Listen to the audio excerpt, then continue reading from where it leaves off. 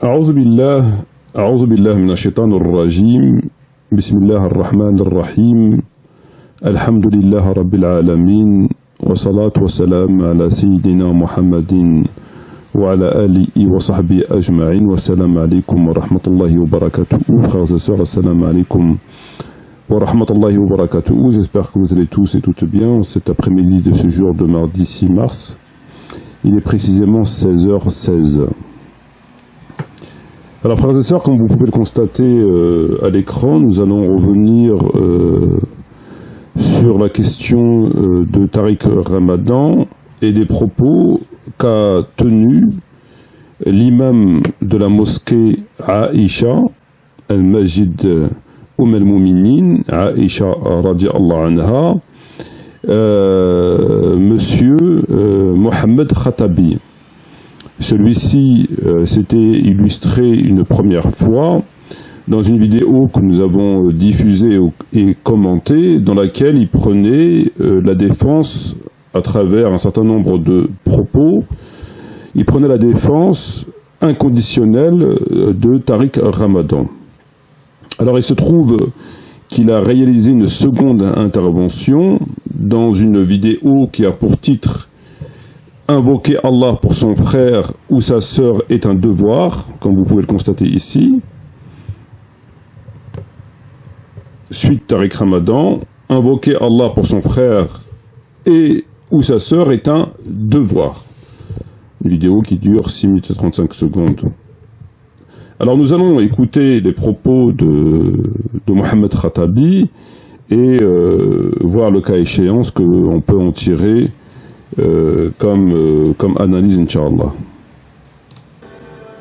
وأعود إلى موضوع أخينا طارق رمضان. ما نغفلوش عليه، ما حد خونا في السجن حنا ما ساكتينش. مسألة مفروغ منها. كلمات بسيطة جدا. لما دعوته في الأسبوع الماضي قلت هو أخ منا. مسؤول ماشي مسؤول واحد منا، سميتو طارق رمضان، مسلم. والسؤال انتم كتعرفوا الحال، واش المسلم حرام عليه يدعي لخوه ولا الواجب عليه يدعي لخوه؟ ما هو الواجب؟ C'est quoi qui est obligatoire, un devoir? Invoquer pour son frère ou se taire quand son frère est dans une épreuve? Alors là, comme vous avez pu l'entendre, il pose une question qui est, ma foi, tout à fait surprenante, pour ne pas dire choquante. Conformément au titre qu'il a choisi pour cette intervention, puisque invoquer Allah pour son frère ou sa sœur est un devoir suite à Tariq Ramadan. Et donc, il y pose une question à ceux qui veulent bien l'entendre, de surcroît à ceux qui sont assis face à lui dans cette mosquée, à savoir, est-ce que c'est une obligation, est-ce que c'est un devoir d'invoquer ou non Allah pour son frère? Est-ce qu'il est un devoir, une obligation d'invoquer Allah pour son frère ou pour sa sœur? Voilà. Alors, c'est une question qui est surprenante, puisque j'avais cru comprendre qu'on avait depuis assez fort longtemps dépassé ce niveau d'enseignement, qui est de se poser la question, est-ce qu'il est autorisé ou pas d'invoquer Allah pour son frère ou pour sa sœur? Ben, il faut croire que non. Il faut croire que c'est une question qui n'a pas été tranchée et que Mohamed Khatabi, imam de la mosquée Aïcha à Montpellier, dans sa partie 2, vient nous expliquer avec un air pour le moins sournois. Alors il faut bien comprendre à travers cette question qui est ma foi une question qui n'a et à la fois aucun sens et à la fois tout son sens. Aucun sens parce que tout le monde sait que c'est un devoir d'invoquer Allah pour son frère et sa sœur, de surcroît lorsque celui-ci ou celle-ci est en situation difficile, et à la fois qu'il n'a aucun sens puisque en fait il nous fait un tour de passe-passe, ce monsieur. Ce monsieur nous fait un tour de passe-passe. Il intitule sa vidéo Allah, invoquer Allah pour son frère est un devoir, etc. Mais on aimerait quand même en savoir plus. Parce qu'encore faudrait-il savoir de qui et de quoi parle-t-on. Et ça, ce monsieur l'a complètement occulté. Il s'est contenté de considérer que le simple fait que l'islam, de surcroît le Coran et la Sunna, nous demandent pour pour ne pas dire nous impose d'invoquer pour nos frères et nos sœurs, cela suffit à appliquer ce devoir en fait à tout le monde, et peu importe la personne et peu importe ce qu'on lui reproche. Voilà. Donc si viendrait un musulman qui a égorgé des enfants, qui les a fait rôtir, etc., si c'est un musulman, ben il faut invoquer Allah pour lui. Voilà ce que nous dit grosso modo ce monsieur. Alors qu'il évidemment, cela n'a absolument, c'est simplement un tour de passe-passe, puisque l'invocation dans l'islam est effectivement, si elle est un devoir, il faut savoir aussi pour qui et pourquoi on invoque. Je pense que ça va de pair avec l'invocation elle-même. Mais comme nous avons affaire à la justice des Omeyyades, la justice des copains de Yazid l'Omeyyade, celui-ci vole une fois de plus au secours de son copain Tariq Ramadan, qui, à défaut d'être Omeyyade, est un franc-mac, comme tout le monde le sait. Lequel, selon Monsieur Godard, à qui on a porté de la viande bien fraîche dans ses chambres d'hôtel avant ou après, ou peut-être même avant et après, c'est différentes, ce qu'on présente comme étant des conférences, afin que celle-ci se déshabille et qu'il ensuite faisait ce qu'il avait à faire avec elle, parfois sous, à défaut du viol, je rejoindrai complètement Monsieur Godard sur ce point, sous la force, à travers, je pense que c'est un point extrêmement important, et que M. Godard sait de quoi il parle lorsqu'il dit que celui-ci a pris la confiance et il utilisait la force quand cela était nécessaire, après les avoir humiliés à travers de l'urine, des insultes et ce qu'on sait, malheureusement. Alors oui, ça porte gravement atteinte, non seulement à ses victimes, à ses filles, pour des tas de raisons qu'on imagine, mais aussi ça porte, au-delà de ceci, gravement atteinte à la nation du prophète Mohammed alayhi salatu wassalam. En tout cas, ce qui n'en reste, puisque ces femmes, ces musulmanes, puisque la plupart, pour ne pas dire tous, sont musulmanes, en tout cas une très grande majorité, sont les futures mamans des générations de musulmans à venir. Alors lorsqu'elles sont humiliées, comme nous le savons, dans les conditions que nous imaginons, il va de soi que les générations à venir seront grandement affectées de cela. Et c'est peut-être même le but. Lorsqu'on humilie une musulmane, on lui demande de se déshabiller et qu'on lui met des baffes et qu'on la sodomise, je pense qu'il y a une volonté, au-delà d'assouvir sa perversion, de porter atteinte à la nation du prophète Mohammed sallallahu alayhi wa sallam en passant par le ventre de nos sœurs. Et donc, la question qui se pose, est-il autorisé en islam de faire des invocations pour une personne qui non seulement est poursuivie pour ses faits qu'on lui reproche, dont la mise en examen est tellement solide que ses avocats n'ont pas demandé l'annulation de celle-ci, dont les faits qui sont reprochés sont quand même des indices graves et concordants qui ont fait qu'il a été incarcéré et maintenu en détention. À côté de cela, je suis bien placé pour le savoir, et donc là on rentre dans le volet ma foi, beaucoup plus important, puisque nous touchons à la croyance. Nous touchons au Coran, nous touchons à la sacralité du livre de Dieu, au prophète Mohammed et à l'islam.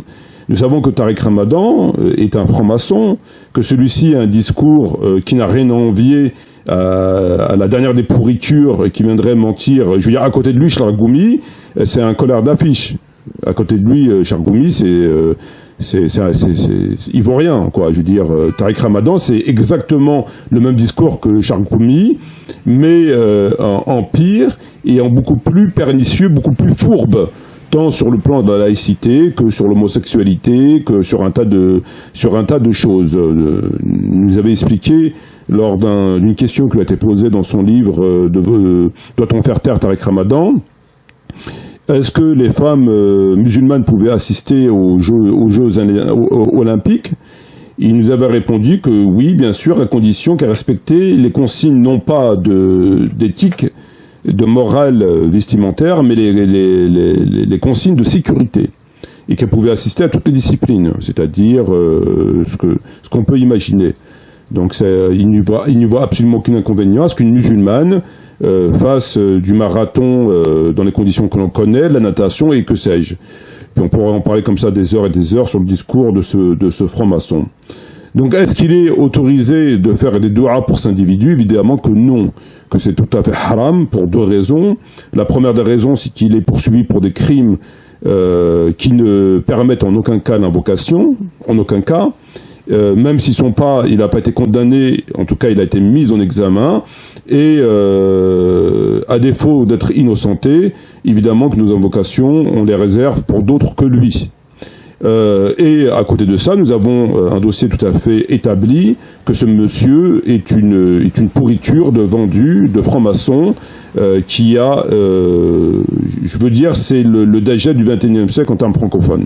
Voilà, donc à cette question, évidemment, que non. Alors je vais dire des choses, et je m'adresse à la jeunesse parce que je le dis sur les réseaux sociaux, mais là je vais le dire sur le minbar, que ça soit bien entendu. Alors il nous dit qu'il l'a dit sur les réseaux sociaux, mais là il va le dire sur son minbar. J'avais cru comprendre que ce monsieur était au courant qu'il avait une chaîne Aïcha, mosquée, blablabla, et qu'il devait savoir que ses interventions dites sur son minbar, le minbar du shaitan, des mosquées de la République, étaient diffusées sur les réseaux sociaux. Donc je ne comprends pas pourquoi il fait une distinction entre ce qu'il dit sur son minbar et sur... Enfin, on ne comprend pas très bien, puisqu'elles sont relayées dans les réseaux sociaux. Alors il nous dit qu'il va nous le dire sur son minbar du diable, le minbar du shaitan. Vous savez, ces mosquées de la République, dans lesquelles on chante la Marseillaise, et dans lesquelles...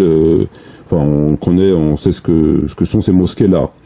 Alors, par ailleurs, on ne les a jamais entendus faire des invocations pour ces milliers de musulmans, entre autres détenus dans les prisons françaises, dans les geôles dans différents pays à travers le monde, torturés, violés, dans des conditions, je veux dire, c'est sans commune mesure avec celle de Tariq Ramadan. On les a jamais entendus faire ne serait-ce qu'une seule invocation. Voilà, une seule. Mais sur son minbar du diable, il va nous faire une invocation au nom de la fraternité islamique. Alors, ils ont tellement menti sur ce même minbar, sur le Coran, sur le prophète, je veux dire, on n'est plus à ça près, quoi. Je veux dire, c'est... à côté des discours qui nous tiennent des sujets qu'on connaît depuis au moins 14 siècles, à côté du fait qu'ils chantent la Marseillaise, à côté qu'ils appellent au vote, à côté, à présent, qu'ils défendent des violeurs, des pervers, des francs-maçons, à côté des sujets de pipi et machin, je veux dire, bon, après, c'est même pas un détail, quoi. Je veux dire, c'est... Bien entendu, j'en ai parlé au début, ça fait longtemps. Tariq Ramadan, c'est un grand penseur, c'est un grand philosophe. Tariq Ramadan est un grand penseur, est un grand philosophe, nous dit-il. En même temps, à côté de vous, une chèvre ferait figure de la reine de Saba. C'est pas compliqué. À côté de vous, d'être grand à côté de vous, je veux dire, vous êtes tellement médiocre que vous prenez une chèvre, peut faire figure de la reine de Saba à côté de vous. Hein. C'est pas compliqué, quoi. Un grand philosophe. Pourquoi maintenant les musulmans ont besoin de philosophes? C'est nouveau.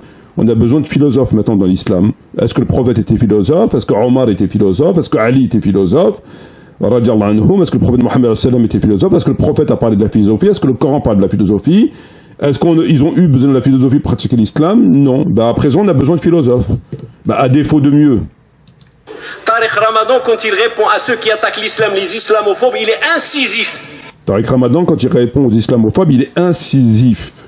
Il est aussi incisif que Maminova face à son pot de confiture. C'est vrai que face à Ardisson ou à Bourdin, il est extrêmement incisif. Ses réponses, c'est Allah qui lui donne. Il fallait commencer par là. Si c'est réponse à Allah qui lui donne, dans ce cas-là, il ne faut plus qu'elle éteigne la caméra et aller se prosterner pour Tariq Ramadan. Si lui aussi s'était inspiré à l'image de ce qu'on attribue à Omar ibn Khattab radiyallahu anhu, si Tariq Ramadan est inspiré au point que c'est Allah qui lui donne ses réponses, bientôt on va nous dire que c'est aussi Allah qui lui donne les préservatifs. Hein? Dans ce cas-là, il faut tout éteindre, il faut tout couper. Ce sont des réponses ciblées. Et surtout, ne tombez pas dans un piège. Est-ce qu'il a violé ou il n'a pas violé? Vous avez tombé dans le piège. Vous êtes tombé dans le piège. Celui qui se pose la question, est-ce que Tariq a violé ou il n'a pas violé? Il est tombé dans le piège. Tariq n'a ni violé, ni commis d'acte, jusqu'à preuve du contraire. Ah, Tariq Ramadan n'a ni violé, ni commis d'acte, et se pose la question, c'est un piège. Il ne faut pas vous poser la question si Tariq Ramadan a violé, voire a commis de la fornication, l'adultère, parce qu'on nous dit qu'il est marié, ce que dont je doute. C'est le simple fait de vous poser la question, vous êtes tombé dans le piège. Je vous ai dit qu'il est mieux que Joseph, alayhi salam, et que Aïcha. Il est mieux que... je vous dis, il peut pas, c'est la secte. C'est la secte, c'est Tariq Ramadan. Tariq Ramadan ne peut pas violer, ne peut pas commettre de la fornication, il peut même pas se branler. Alors celui qui se pose la question, il est déjà tombé dans le piège. Ça va faire plaisir à tous ces enquêteurs, à ces 3 juges d'instruction, au JLD, à la Cour d'appel de Paris. Apparemment, eux se sont posé la question. Il y a un dossier qui fait, 10 volumes ou 15 volumes ou que sais-je. Eux, apparemment, non seulement ils se sont posé la question, mais en plus, ils ont gratté la question et ils ont rédigé quand même beaucoup de papiers. Ils sont tombés dans le piège. Tariq Ramadan n'a ni violé, et le simple fait de se poser la question, c'est tomber dans le piège du diable. C'est ça ce qui protège notre frère. Il ne faut pas penser, parce que si vous dites il a violé, ou vous dites non, c'était consentantes, ils étaient consentantes, vous êtes en train de juger votre frère comme quoi il a forniqué, il a commis l'adultère et c'est un homme marié. Oui, s'il est marié, il ne peut pas commettre l'adultère. Donc il ne faut pas se poser la question. Donc toutes ces victimes sont des menteuses. Ces témoignages qui nous viennent des 4 coins de la planète sont tous des menteuses, toutes des menteuses. Il n'y a que Tariq Ramadan qui dit la vérité. C'est un franc-maçon, c'est un ange franc-maçon, un ange laïque. Vous vous rendez compte? Comme c'est un homme marié, il ne peut pas. Quand vous êtes marié, vous ne pouvez pas commettre l'adultère et faire la fornication, tout ça, c'est pas possible. Vous devrez le savoir quand même depuis le temps. C'est un argument dont j'avais pas... ça serait bien que la défense le présente au magistrat. Monsieur le juge, j'ai une pièce, cette fois-ci, qui tiendra la route. Effectivement, il avait quelque peu menti par rapport au billet d'avion, mais bon, ça arrive à tout le monde de se tromper d'avion, de se tromper de pays et de ville. Ça peut arriver à tout le monde, même à vous, monsieur le juge. Mais là, j'ai une pièce extrêmement solide à présenter à l'accusation. C'est que M. Tariq Ramadan n'a pas pu violer, M. Tariq Ramadan n'a pas pu commettre un adultère, puisque ce monsieur est marié. Donc je vous demande simplement de constater que cela est tout à fait impossible, monsieur. M. Tariq Ramadan, donc il n'a pas pu commettre adultère. C'est tout à fait évident. Faites attention quand vous réfléchissez. J'ai dit... tu devrais faire surtout attention à raconter de la merde. Parce que tu racontes que de la merde. Tu racontes que de la merde. Avec ton chapeau et ton accoutrement de Mardi Gras, tu racontes que de la merde. L'islam est une religion sensée et qui nous interpelle à réfléchir intelligemment. Et en plus, c'est la religion de l'islam qui est censée qui vous interpelle à réfléchir intelligemment. Alors, je ne sais pas comment vous faites. Vous vous appuyez sur une religion sensée qui vous interpelle et qui vous demande de réfléchir intelligemment, mais tu racontes que de la merde. Donc qu'est-ce qui s'est passé? Il y a un moment donné, le fil il est coupé, il y a une rupture de courant, t'as pas la lumière à tous les étages. Qu'est-ce qui se passe exactement? C'est une religion sensée et elle est tellement sensée que les gens commencent à apostasier à cause de vous. Vous vous faites les complices d'un violeur, en tout cas d'un présumé violeur mis en examen. Vous faites complice d'un pervers, d'un franc-maçon. Effectivement, ça cause problème. Mais tu nous dis que c'est une religion sensée. Il y a un problème, il y a réellement un problème. C'est vrai que si c'était une religion de débiles et qu'on vous avait écrit un livre avec du papier toilette en vous disant ceci vient de Dieu et que vous soyez, quoique vous aurez dépassé quand même une certaine limite. Même comme ça, c'est quand même très difficile de tenir les propos que vous tenez. Mais avec le Coran entre les mains qui vous demande enfin, je veux dire, c'est quand même incroyable. Quelqu'un qui a écrit des livres, quelqu'un qui a tenu des propos qu'on connaît, quelqu'un qui a eu tous ces témoignages, des indices gravés concordants, qui justifie une mise en examen, qui n'a même pas demandé, etc., et que tu veux nous dire que la religion...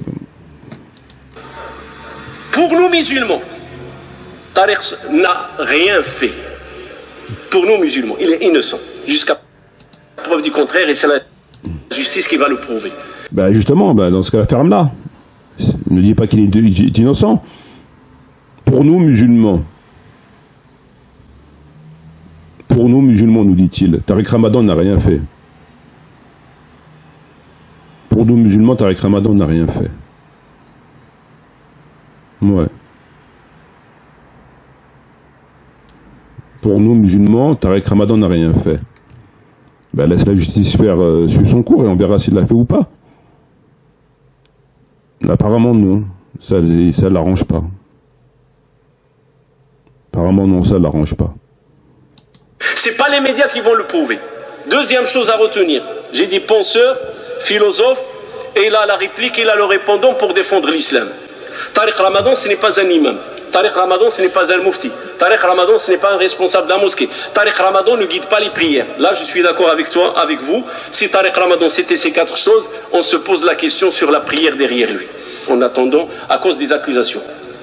C'est difficile à comprendre son charabia. Il est philosophe, il est machin, mais il n'est pas imam, il n'est pas machin. Et donc, si c'était le cas, on se poserait la question de si on peut prier derrière lui. Pourquoi on est dans le cadre de la prière ou on est dans le cadre d'une accusation pénale? Il est où là? On ne comprend pas très bien. Qu'est-ce qu'on en a à foutre de prier derrière lui ou pas? Est-ce qu'il est licite de prier derrière toi déjà? Toi qui est laïque et qui est apolitique, est-ce qu'il est autorisé dans l'islam de prier derrière un imam laïque et apolitique? Et non, parce qu'un imam laïque et apolitique est un apostat. Mais de surcroît, je vois pas très bien le rapport.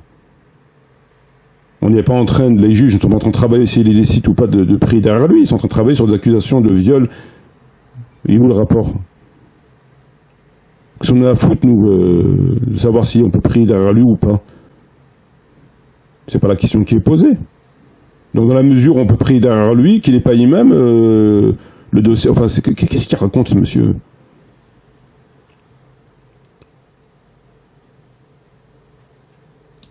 On peut penser comme cela. Non. Tariq Ramadan, ce qui nous intéresse, nous, comme musulmans, et je le dis, barakallahu fikum, c'est son côté intellectuel. Et c'est pour ça qu'il doit avoir le soutien de toute la communauté musulmane. D'accord. Son côté intellectuel doit conduire les musulmans à le soutenir. Intéressant. Pour le bien qu'il a fait pour l'islam et pour les musulmans. Il a fait beaucoup de bien. Oui, il y a qu'à ouvrir la fenêtre et puis vous verrez les résultats du bien qu'il a fait. L'islam, c'est ô combien porté mieux depuis que Tariq Ramadan est apparu sur BFM, sur Canal+, sur TF1. Ah oui, il y a qu'à ouvrir la fenêtre. Il a fait beaucoup de bien. Il serait incapable de nous dire quel bien, ce monsieur. Incapable. Il n'a jamais fait aucun débat. Les seuls débats qu'il a fait, ce sont des débats avec des non-musulmans à qui il leur disait tout et n'importe quoi, tant sur l'homosexualité que la laïcité. Bon. Aujourd'hui, on veut détruire ce bien. Et on veut le diaboliser. Et je sais de quoi je parle. Les femmes et l'argent, je l'ai toujours dit. Si on ne te touche pas par les femmes, on te touchera par l'argent. Et je suis passé par là. Et je sais c'est quoi. Et c'est ce qui est voulu. Salir l'image de Tariq. Et salir l'image de Tariq, salir l'image d'un symbole. Et salir l'image d'un symbole, c'est que ce qui me fait mal dans cette affaire, vous savez c'est quoi? Salir Tariq Ramadan. Après 30 ans de surmédiatisation, etc., soudainement, on voudrait le salir. Ouais. S'il y a des gens qui peuvent croire à tes conneries, pourquoi pas. Et retenez bien, je m'adresse aux sœurs musulmanes. C'est que Tariq Ramadan aujourd'hui, il est sali par des musulmanes. C'est pas par des non-musulmanes. On a un problème dans cette communauté, croyez-moi. Ce qui le dérange, lui, c'est que ce sont des musulmanes qui ont porté plainte contre lui. Et s'il a violé des musulmanes, c'est pas des chrétiennes qui vont les porter plainte. Jusqu'à preuve du contraire, les gens qui assistent dans ces conférences, c'est des musulmanes. À très grande majorité. C'est pas des juifs ou des bouddhistes. Donc il est normal que les victimes qui ont porté plainte contre lui soient des musulmanes. Donc il faudrait que la musulmane ferme sa gueule et qu'elle accepte de se faire sodomiser parce que c'est Tariq Ramadan. Parce que Tariq Ramadan est un intello. Parce que Tariq Ramadan est un philosophe. Parce que Tariq Ramadan fait beaucoup de bien. Donc elle doit se taire et accepter tout ça. S'il il a violé des musulmanes, c'est normal que des musulmanes, quand tu demandes un steak frites, on te ramène pas du blanc de poulet, on te ramène un steak frites. Donc ce sont des musulmanes qui ont été violés et abusés. Donc c'est des musulmanes qui portent plainte. C'est tout. Et elles ont raison de porter plainte. Et je vais vous raconter un fait. Il y a une qui a voulu divorcer, vous savez qu'est-ce qu'il est parti dire? Que son mari fréquente la mosquée Aïcha radicaliste. Eh oui, on a un problème. Chez certaines femmes musulmanes, on a un problème. Ils mettent la religion en avant pour atteindre un objectif malsain. Tu veux divorcer, va divorcer. Laisse la mosquée tranquille, laisse l'imam tranquille, laisse les gens tranquilles.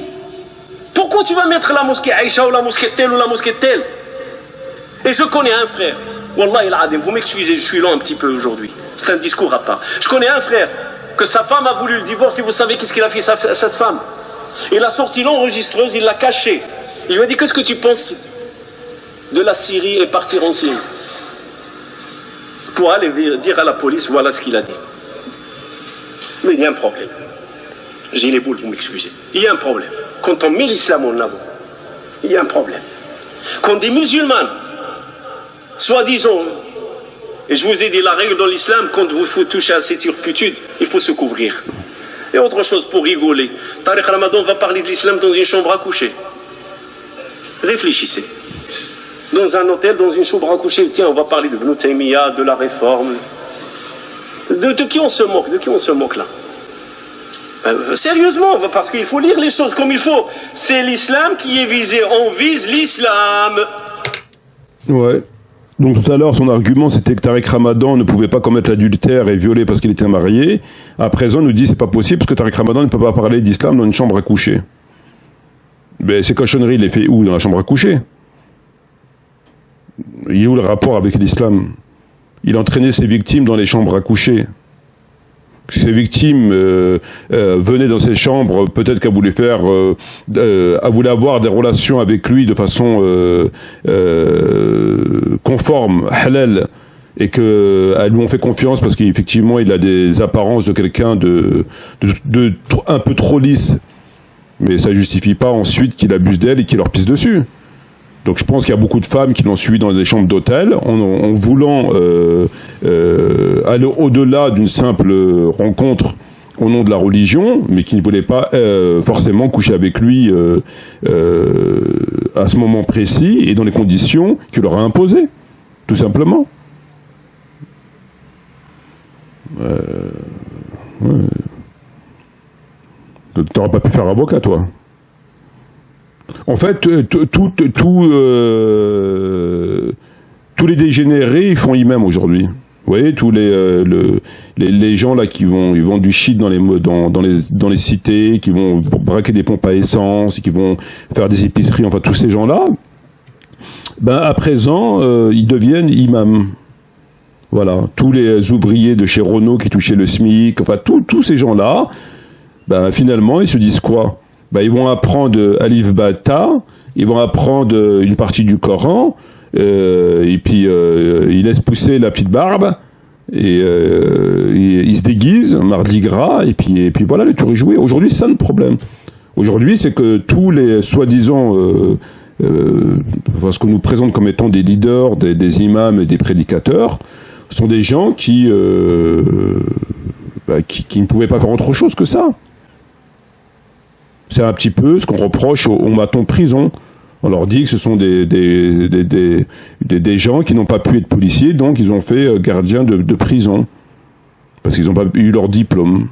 Aujourd'hui, c'est ce que nous avons. Toute la merde qui n'a pas le courage d'aller vendre du shit ou aller braquer des pompes à essence ou qui n'a pas envie de travailler, faire les 3-8 chez Renault ou Peugeot, ils apprennent, c'est ce qu'on a aujourd'hui.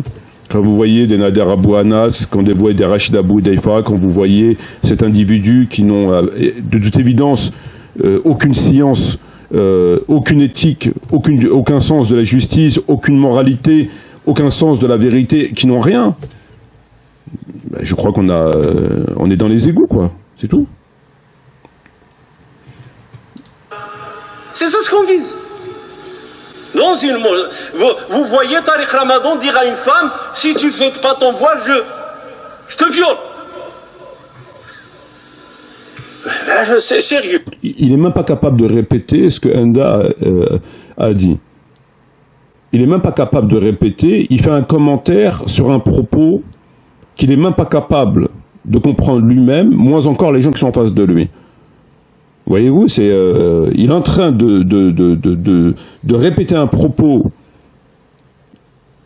qu'il a complètement cabossé, et il fait un commentaire sur un propos qu'il a complètement cabossé, et les gens ils sont en face de lui n'y voient absolument qu'un inconvénient. Ils disent pas, tu peux répéter, on n'a pas compris ce que tu as dit.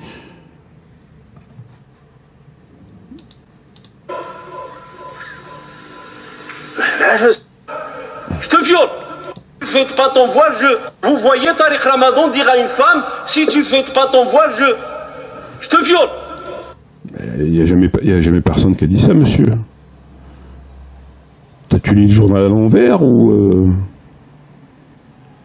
Il n'y a jamais personne qui a dit ça. C'est quand même... c'est incroyable, hein. C'est vraiment incroyable. Incroyable. Sérieusement. Mais à un certain moment, on se tait. Mais à un certain moment, le ridicule... J'ai peur pour la jeunesse musulmane qu'ils croient que c'est des vérités. Alors ne pensez pas que votre frère a violé. Ne pensez pas que votre frère a fait quelque chose dans le consentement. Laissez la justice faire son travail, les enquêtes vont mener. C'est ça ce qu'il faut. Et surtout, faites-lui des invocations et j'en profite. Ne croyez pas que votre frère a violé, ne croyez pas que votre frère a fait ceci, laissez la justice faire son travail. Mais il ne faut pas croire. Mais il faut laisser la justice faire. Mais il ne faut pas croire. La justice, ça fait pour rien. Il y a 3 magistrats, il y a un JLD, il y a des centaines de témoignages, mais c'est pour rien en fait, il faut pas croire. Non, il faut pas croire en fait. Ils sont en train de tourner un film, vous voyez. Au tribunal de Paris, ils sont en train de tourner un film en fait. Donc il faut pas croire. Donc ne croyez pas, ne tombez pas dans le piège, mais laissez la justice faire. Faire quoi ? On ne sait pas en fait ce qu'a fait la justice. On ne sait pas pourquoi il y a des avocats, pourquoi il y a des juges, pourquoi il y a tout ça, on ne sait pas. Mais il ne faut pas croire, non, il ne faut pas croire. Il ne faut pas croire. Un petit peu quand même, non, il ne faut pas croire. Mais il y a quand même un dossier là-bas, non, il ne faut pas croire. Ils sont en train de tourner un film en fait. C'est pour le prochain film, le pointeur suisse. Le pointeur suisse. Vous voyez, en fait, on est chez des fous en fait. En fait, c'est des asiles psychiatriques, en fait. Aujourd'hui, la communauté a plus besoin de psychiatres, de psychologues, que d'imams, en vérité. C'est pas d'imams qu'ils ont besoin. C'est pas de guides théologiques, théologiens, spirituels. Non. Ils ont besoin réellement de psychiatres. Je veux dire, c'est une évidence. Quand on entend ce qu'on entend... ils ont besoin de psychiatres. Qu'on leur explique comment on fait une phrase, c'est quoi un argument, c'est quoi...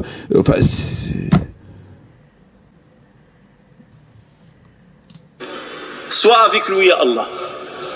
Dans cette épreuve qu'il traverse, s'il a besoin de quelque chose de nous, on ne peut rien faire d'autre. Sauf invoquer Allah pour lui. Qu'il soit avec lui. Non, il demande à Allah d'être avec Tariq Ramadan. Voilà, laissez la justice faire, mais il demande à Allah d'être avec Tariq Ramadan. C'est ça la présomption d'innocence chez eux.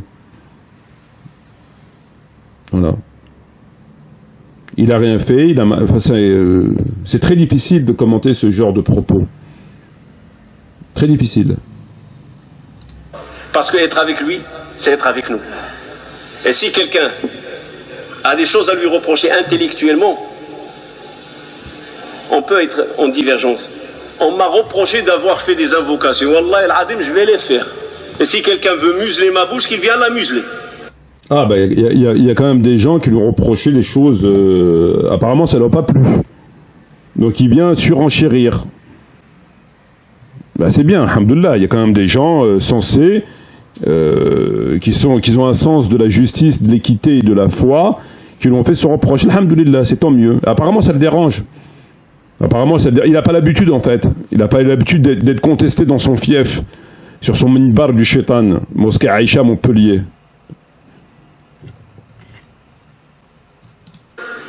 يا ربي يكون معاه. Parce que quand j'invoque pour Tariq ou pour X ou pour Y ou pour Z, Allah envoie un ange qui me dit pour toi aussi.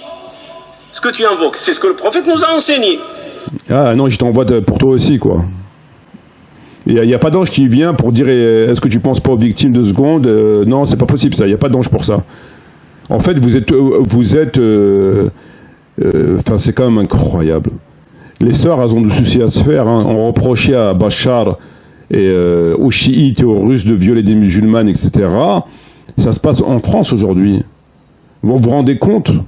Ces gens qui couvrent sans aucun... Mais vraiment, c'est quand même incroyable.